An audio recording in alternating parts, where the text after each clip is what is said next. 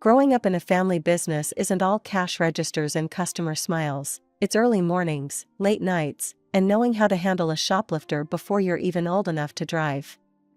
I'm Amelia, and I've been the heartbeat of my folks' tableware store since I was a kid, slinging plates and cutlery instead of hanging out at malls. The day Mrs. Baker waltzed into our shop changed everything. She owned the bakery next door, and everyone knew her for her sharp tongue and even sharper business sense. I was arranging some fine china, the kind that's too fancy for everyday use, when I heard her heavy steps approaching. "Charlie," she boomed, never one to waste time on pleasantries. "Got a minute?" My dad, a man who never hurried his words, wiped his hands on his apron and nodded. "Sure thing, Barbara. What's on your mind?" They stepped into his cramped office, leaving the door slightly ajar. Curiosity got the better of me, so I edged closer, pretending to fuss over an unruly stack of napkins. "I'm cutting straight to the chase, Charlie," Mrs. Baker said, her voice a mix of business and something else, something like excitement but sharper. "I want to merge our shops. Expand. Think about it, my pastries on your plates. It's a goldmine." I could almost hear the gears turning in Dad's head. He was cautious, always had been, but Barbara Baker didn't just throw ideas around. "And there's more," she continued, lowering her voice so I had to strain to catch it. "I think our kids should get hitched. It'll cement the deal. What do you say?" Hitched? To Mark Baker? The idea seemed ludicrous. He was nearly 30, and sure, not bad looking, but marriage? I barely knew the guy. Dad coughed, clearly caught off guard. "Well, that's quite a proposal, Barbara. Marriage is a big step. Come on, Charlie. It's not the dark ages. It's just good business. Think about it. I'll send Mark over later to meet Amelia properly." Before Dad could reply, Mrs. Baker was already halfway to the door. She paused, turning back with a grin. "Don't take too long. I know a good deal when I see one." As soon as she left, I barged into the office. "Dad, you're not seriously considering this, are you?" He sighed, running a hand through his thinning hair. "I know, kiddo. It sounds out there. But maybe just meet him? No harm in that, right?" I was about to argue more, but the look on Dad's face stopped me. He was worried, really worried, about the store, about us. So I nodded, feeling like I was agreeing to scout enemy territory. That evening, Mark came over. He was taller than I remembered. "Hi, Amelia," he said, offering a hand like he was at a job interview. "Heard a lot about you." "Good things, I hope," I replied, shaking his hand, feeling the calluses on his fingers. Baker's hands. "Yeah, your dad's a legend around here. And Mom, well, she thinks this could be great for us. For everyone." Mark and I started dating not long after his mother pitched the idea of merging our families and businesses. It felt like I was living in a sped-up romance movie, but Mark made the whirlwind feel okay. He was the kind of guy who knew exactly how to make a girl feel special, always opening doors, bringing small gifts, and making sure I was comfortable. Despite the bizarre circumstances that brought us together, I found myself genuinely liking him. A year flew by, and before I knew it, I was saying "I do" in a simple but beautiful ceremony. We got married, and with our vows, the two family businesses became one. The merge was seamless on paper, but in practice, it was all orchestrated by Mrs. Baker, my new mother-in-law. She was a force to be reckoned with, steering everything with a stern hand and an eye for detail. Right after the honeymoon, which was more of a working trip to food expos than a romantic getaway, she wasted no time remodeling the store. We knocked down walls and created one large space that fused the bakery with the tableware shop. The new layout included a cozy seating area where customers could sip coffee and sample pastries on the fine china we sold. "I want people to see how the dishes can come alive when they're used," Mrs. Baker explained one morning as we surveyed the construction. "Amelia, I expect you to not just sell these pieces, but to show them off." Serve the customers, make the desserts appealing, talk up the plates. They're selling a lifestyle, not just pottery. Yes, Mrs. Baker, I responded, tucking my hair behind my ear as I took notes. She had a way of laying out her vision that left little room for input, but it was hard to argue when sales began to double. Living with Mark's parents was another part of the merger I hadn't been too keen on. Mrs. Baker insisted it made financial sense for us to stay with them. Why waste money on rent when you need to be on hand to help out? The store's just down the street, she'd argued. It was practical, yes, but living and working together with no break was suffocating. One evening, as I was wiping down tables after a long day, Mrs. Baker walked over with a stack of dish towels for me to fold. Amelia, dear, you're doing a fine job here, but remember, this is your life now. No need for that college degree. This, she gestured around the bustling store, is better than any classroom. I bit back my frustration, the words tasting bitter. I know, Mrs. Baker. Amelia, she cut in sharply. Focus on what's in front of you. This business will be yours one day. You and Mark, running it together. Isn't that enough? I nodded, forcing a smile. The truth was, it wasn't enough. I missed my studies, the sense of working towards something that was just mine. But my new role left little room for anything else. Life in the store became a routine, a rhythm dictated by Mrs. Baker's unwavering command. Days blurred, but one thing became increasingly clear: my dad was around less and less. At first, I thought he was just taking some well-deserved time off, but then days turned into weeks without a single sighting of him behind the counter or in the office where he used to manage the books. One Sunday, I decided to visit my parents at home. The atmosphere was different, quieter. Mom was in the garden, and Dad was sitting on the porch, looking out with a kind of faraway sadness. Hey, Dad, I said as I approached, trying to keep my voice light. Haven't seen you at the store much. Everything okay? He sighed deeply, the weight of his words ready to fall. It's the merger agreement, Amelia. Barbara had her lawyers set it up in a way that pretty much cuts me out. I can't make any real decisions anymore, and I only get a tiny share of the profits. Frustration boiled over, and I stood up, pacing the porch. I can't believe she'd do this. And Mark, does he know? Dad's expression softened. I don't think he sees the full picture, Amy. Barbara's got him thinking this was all necessary to save the business. The next day, I confronted Mark at the store, waiting until we were alone. Mark, we need to talk about the merger. Your mom's cut my dad out completely. Did you know? Mark was rearranging some pastries, but he stopped and straightened up, his face setting into defensive lines. Mom did what she had to do. My mom saved our businesses, Amelia, turned it into something profitable. We're doing better than ever, aren't we? Profitable? At what cost, Mark? My dad's been pushed out of his own life's work. He didn't have an answer, just turned back to his work, effectively ending the conversation. The divide between us had never felt so wide. The very next day, Mrs. Baker cornered me by the coffee machines, her voice sickly sweet. Amelia, dear, I hope you're not causing trouble. We don't need any mutiny on this ship. I met her gaze, my frustration hardening into resolve. I just want what's fair for my dad, Mrs. Baker. She stepped closer, her voice dropping to a whisper that was more threatening than any shout. Listen, girl, don't poke your nose where it doesn't belong. That agreement was signed and sealed with your father's consent. He knew what he was getting into. I suggest you focus on your job and leave the business decisions to those of us who know how to handle them. Walking away, I felt a mix of anger and helplessness. It wasn't just the business that was under her thumb, it was my marriage, too. Mark's words echoed in my mind, a mantra of profit over family. The pandemic hit us like a sledgehammer.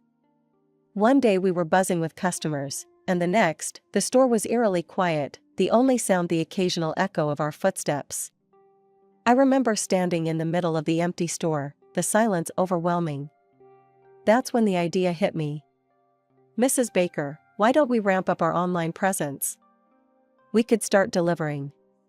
People might not come to us, but we can go to them. Mrs. Baker was rearranging a display that no one would see, lost in her thoughts. She paused, her brow furrowing. Online? Amelia, that's not how we've ever done things. But it's how things are now, I pressed, feeling the urgency. We need to adapt or we'll sink. We launched our online ordering system, and I took charge of setting up the delivery logistics. It was chaos at first, missed orders, delayed deliveries, but slowly, it found its rhythm. Before long, our sales began creeping back up, nearing pre-pandemic levels. Seeing the success, I was filled with a new kind of energy. Mrs. Baker, we should keep pushing this. Even when things go back to normal, this could be a new revenue stream for us. Maybe even specialize in custom confectionery orders online. Mrs. Baker was slicing bread, her knife hitting the cutting board with finality after each slice. Amelia, let's not get ahead of ourselves. We'll go back to normal soon, and this online fuss will be unnecessary. But Mark cut in, siding with his mother as usual. Amelia, we're just riding out the storm. Mom's right. People will want to come back in, sit down, enjoy the experience. This online thing is just temporary. The pandemic eventually receded, and true to Mrs. Baker's word, we returned to normal operations. The online delivery service was shut down, much to my dismay. I watched as our new online customers drifted away, their messages of thanks and requests for more deliveries going unanswered. I couldn't hide my disappointment. One evening, as we were closing up, I confronted Mark again. We're making a mistake, shutting down the online service. It was working. It was really working. Mark was counting the day's cash, not looking up. Amelia, the crisis is over, and we're going back to what we know best. This is my mother's business. She's built it from the ground up. We're not going to gamble with its future on a whim. Walking home that night, the streets quiet and the shop windows dark, I felt a deep sense of isolation. The rift between Mark and me grew wider with each step I took.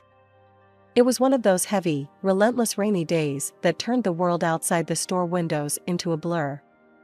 I was tidying up the store hall, rearranging the chairs and wiping down wet tables when the door creaked open. A small figure stumbled in, her clothes soaked, her face streaked with tears. Hey, it's okay. You're safe here, I said, kneeling down to her level. Can you tell me what happened? Just then, Mrs. Baker came out from the back, her eyes narrowing as she took in the sight. Amelia, what is this? Who is this child? We can't have beggars in the store. It's bad for business. Get her out. I was shocked, my stomach turning at her coldness. She's just a child, Mrs. Baker. She's scared and alone. Mark, who had been in the office, came to see what the commotion was about. His face mirrored his mother's disapproval. Mom's right, Amelia. We can't start letting street kids hang around. It sets a bad precedent. I called the police. Refusing to let the little girl shiver in the cold, I wrapped a nearby clean blanket around her shoulders and poured her a cup of hot chocolate, which she clutched gratefully, her small hands trembling. It wasn't long before the police arrived. After a brief conversation, they confirmed that the girl had indeed wandered away from her parents, who were frantically searching for her. They thanked me for keeping her safe and left to reunite her with her family. Once the police had left, Mrs. Baker turned on me, her face a mask of fury. Amelia, I'm docking your wages for today's disruption. And for the next 2 days, you're washing dishes to make up for the trouble you've caused. Mrs. Baker, that's not fair. I was just trying to help. Enough, she snapped. You want to run a charity, do it on your own time. This is a business, not a homeless shelter. That night, as I scrubbed pot after pot, my hands raw and my heart heavy, I couldn't help but think about how far Mark and I had drifted from the people we used to be. Every scrub of the scouring pad was a reminder of the love that had curdled into something unrecognizable under his mother's influence. I missed my life before the merger, before my dreams had been overshadowed by the harsh, unyielding world Mrs. Baker had created. More and more, I found myself dreaming of a way out, a path back to the person I used to be. A week after the incident with the little girl, the store was bustling with the usual Saturday crowd when a well-dressed man stepped in. He wore a sharp suit that didn't quite belong in our casual little shop, and his presence commanded immediate attention. I greeted him with a polite smile, leading him through our selection of fine tea sets, which he examined with an expert eye. "I'll take the complete set of these," he said, pointing to our most expensive porcelain. "And could you add a selection of pastries? It's for a special occasion." "Of course, sir," I replied, my hands carefully wrapping the delicate tea pieces as I packaged them securely. I then filled a box with an assortment of our finest pastries. He watched my every move, a thoughtful look on his face. As I handed him his purchase, he extended his hand, gripping mine firmly. "Thank you. You've been very kind. Actually, you showed kindness to my daughter last week. She told me how you helped her." I paused, surprised. "She's your daughter?" "I'm just relieved she's safe." The man smiled warmly, reaching into his jacket pocket and handing me a business card. "My name's Thomas Avery, and I'm a lawyer. If you ever need anything, feel free to call me." I glanced at the card, noting the law firm's name etched in bold. "Thank you, Mr. Avery. Actually, there might be something." "Oh?" His eyebrows lifted in interest. "It's a long story, but it involves a business deal made by my father that I think wasn't entirely fair," I said hesitantly. "Why don't you come by my office next week? We can look over the documents together," he offered, his tone sincere. I agreed, grateful for the opportunity. At home that evening, I was quiet during dinner, my thoughts swirling. Mark sensed my distraction. "What's on your mind, Amy? You've been off lately," he asked, his gaze sharp. I stirred my food around my plate, considering what to say. "Just tired, I guess." As I lay in bed later, the weight of my secret pressing down on me, I realized that telling Mark was not an option. He had chosen his side, and I had to choose mine. Mr. Avery was my chance to make things right, not just for my dad, but for myself. The following week, I met Mr. Avery at his office, a sleek, imposing building that made me feel out of place with its polished floors and stark modern art. Sitting across from him in the high-backed leather chair, I handed over the merger documents between my father and Mrs. Baker.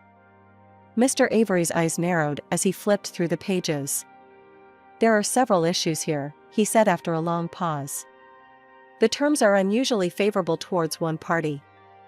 It's exploitative, and possibly even illegal, depending on the circumstances of the agreement signing." My heart pounded with a mix of fear and hope. "Can we do something about it?" He nodded. "I believe we can. I'll need to do some more digging, but I'm willing to help you pro bono, given the situation with your father."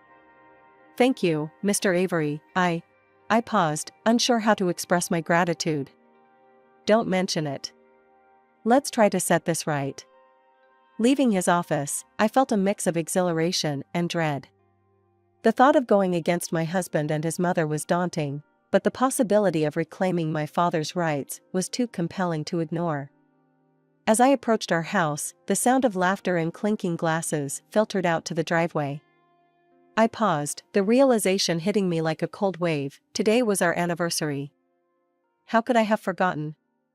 I opened the door to a scene of festivity, our living room transformed into a miniature banquet hall, filled with friends and family, all seemingly in high spirits.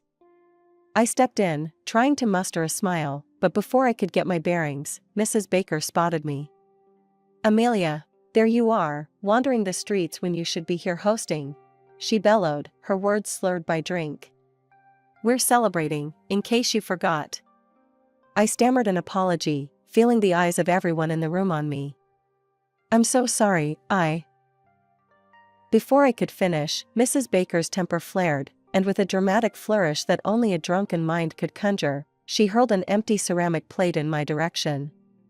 It smashed against the wall where my head had been seconds before. The room fell silent, the festive mood evaporating like mist. Mark staggered over to me, a glass of wine in his hand, his smile cruel. "Looks like you need to clean up, Amy. You're dirty as a beggar," he sneered, and then splashed the wine across my hands and down the front of my dress. The sharp, sweet smell of alcohol stung my nostrils as laughter erupted from Mrs. Baker. The room's atmosphere shifted, guests exchanging uncomfortable glances, their earlier merriment replaced by a tense silence. Something inside me snapped. "Enough," I said, my voice ringing clear and surprisingly calm in the suddenly quiet room. "I met with a lawyer today. I'm filing for a divorce, Mark." The words hung heavy in the air. Mrs. Baker staggered forward, her face contorted in a mix of rage and confusion. "Divorce? You ungrateful." "And I'm contesting the merger agreement," I continued, cutting her off. "There's been fraud, and it's going to be investigated. The documents have already been sent to the authorities and the courts."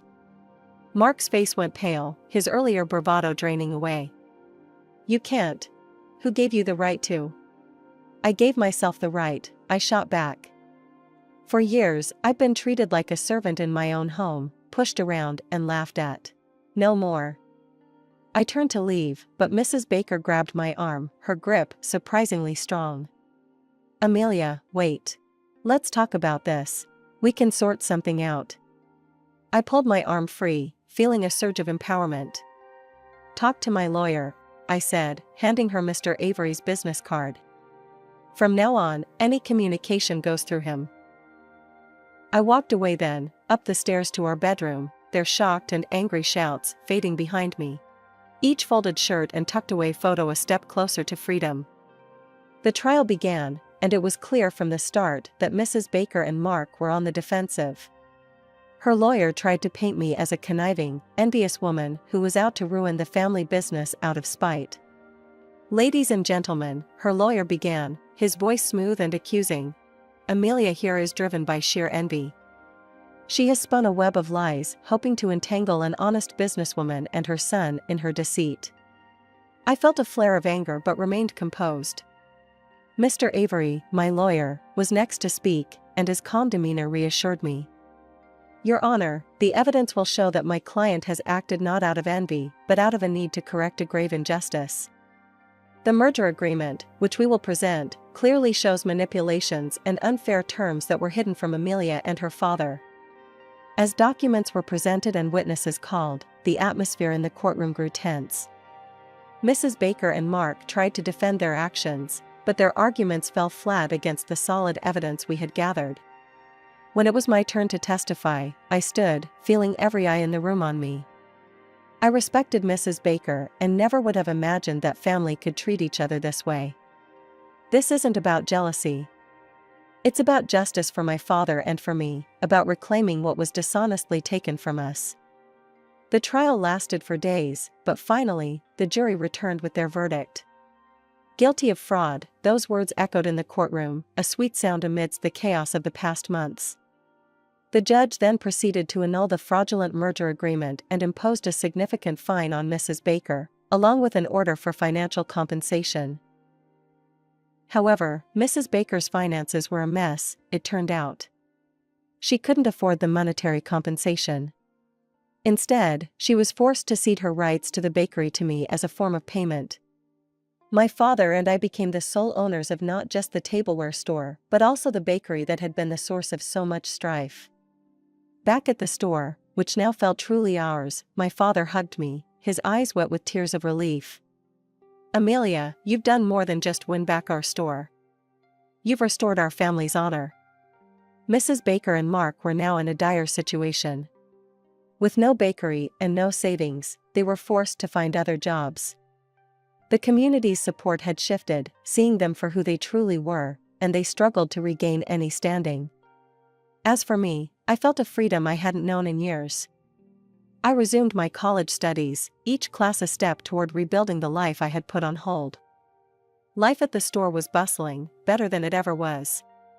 With the bakery's integration, we introduced breakfast combos, pastries with artisanal coffee served on our finest china. It was a hit. Dad ran the floor, his joy in customer interaction evident, while I managed behind the scenes, planning expansions and new product lines. "This feels right, doesn't it?" Dad asked one day, as we watched a family enjoy their breakfast at one of our new tables. It does, Dad. It feels like us, I replied, my heart light, my gaze steady on the bright future we were building. Not just rebuilding what we had lost, but creating something new, something better, fortified by the lessons of the past and hopeful for the future.